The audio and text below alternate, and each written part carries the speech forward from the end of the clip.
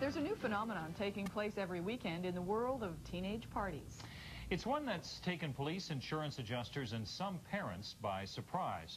The one group not surprised is the teens themselves. Kate Corcoran is standing by with more details. Kate. Ross, it is partying with protection. Actual security companies being called in to keep uninvited guests out. The reason there have been so many horror stories of houses being trashed.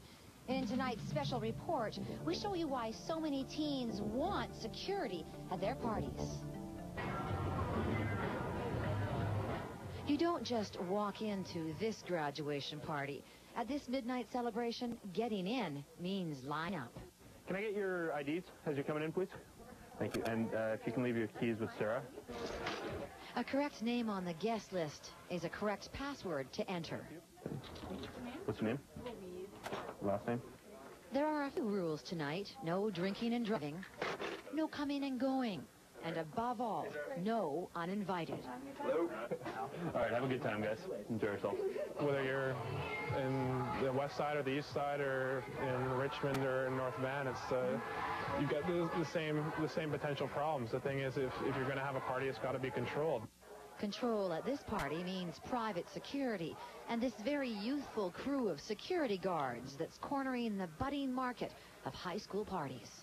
Sure, we can all remember parties that have gotten out of control, maybe too many people, some breakage.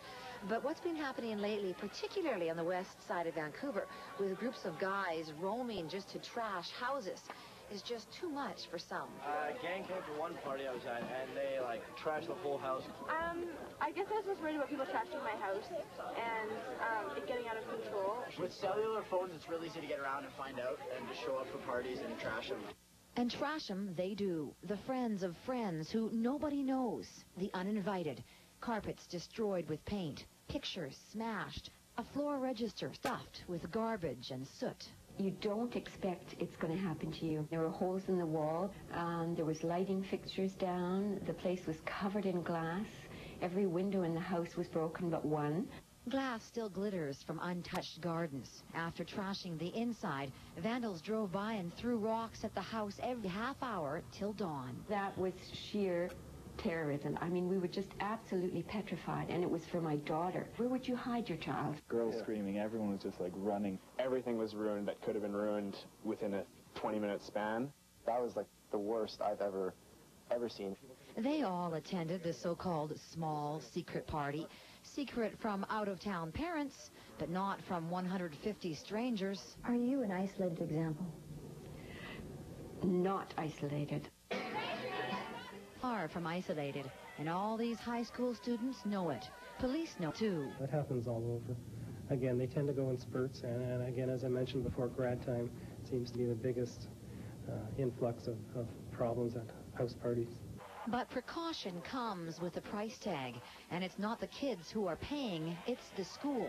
If anything gets broken or if anything gets, anyone gets hurt, that cost is much more than the security. I mean, you're talking about a few $100s. There are teens and parents paying that price.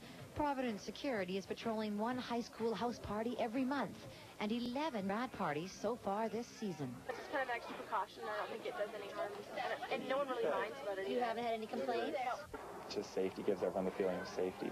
Someone needs to be, paying attention and watching everything. So, Kate, as you said, it's protection for a price. Now, give us an example. Russ, the grad party we went to, which was quite large, had 5 security guards for 6 hours, costing $500. Now, Carol, the woman we showed you in the story, whose house was absolutely demolished, paid $1,000 for 2 insurance claims. As well, the family spent close to $1,000 on its own repairs because it wanted to keep its landlord's claim to a minimum. The daughter was traumatized for weeks. She couldn't sleep in her room, and she still lives with the guilt of what she put her parents through. Now, really, that's a lot of money for private security, and you may not have it, and you don't have to spend it.